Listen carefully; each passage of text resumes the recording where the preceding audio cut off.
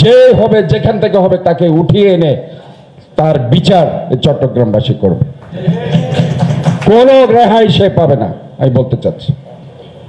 এবং ধর্মের নাম নিয়ে যেসব সন্ত্রাসী যুবলীগ ছাত্রলীগের ক্যাডাররা এখনো পর্যন্ত তারা মিছিল করে বেড়াচ্ছে, তাদেরকে গ্রেপ্তার করতে হবে। যারা আজকে আমার প্রায় 1000 ছাত্র জনতা শ্রমিককে যারা খুন করেছে, হত্যাকাণ্ড ঘটিয়েছে, আজকে হয়তো আমরা বারবার বলছি অনেক অবৈধ অস্ত্র, অনেক অবৈধ ব্যক্তির কাছে বৈধ অস্ত্র উদ্ধার করার কথা আমরা বারবার বলছি।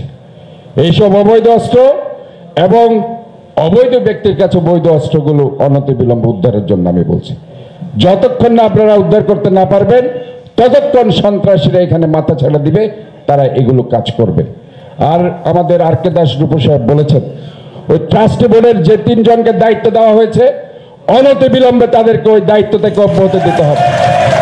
কারণ ওই সব সন্ত্রাসীরা ওই টাকা ঢালছে, আমরা জানি কারা টাকা ঢালছে, আমরা সবাইকে চিনি। কারণ এই চট্টগ্রাম শহরে আমরা নতুন নয়, আমরা এখানেই বড় হয়েছি। এখানে কারা কারা করছে আমি জানি, আমি স্পষ্ট বলতে চাই, সাবধান হয়ে যান। আপনারা কি কারণে করছেন সেটা আমাদের ভালো করে জানা আছে।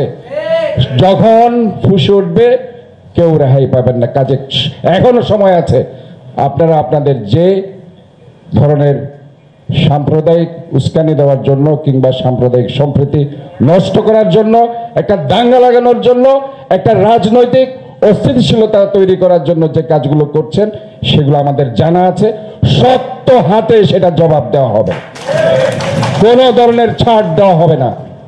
আমি জানি অতীতে যারা মন্ত্রীপুত্র মন্ত্রী, হাইব্রিড মন্ত্রী হয়েছে, যারা আজকে এইসবের যোগানদাতা, অর্থ সম্পদ রেখেছে এগুলির জন্য, আমরা সবাইকে চিনি, সবাইকে আমরা জানি। সাবধান হয়ে যান। আজকে তাই আপনাদেরকে বলতে চাই, এই ধরনের ঘটনা যারা ঘটিয়েছে তারা চিহ্নিত, তারা সন্ত্রাসী।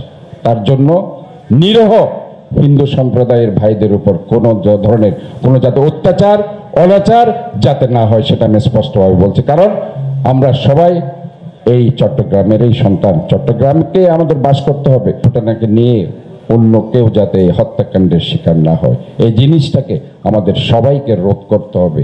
তাই সবাইকে মিলে আমাদের একটা শান্তির শহর, সম্প্রীতির শহর, সৌহার্দ্যের শহর উপহার দিতে হবে। বারবার চট্টগ্রামের মানুষ সেটা দেখিয়েছে, এবারও চট্টগ্রামবাসী সেটা প্রমাণ করবে।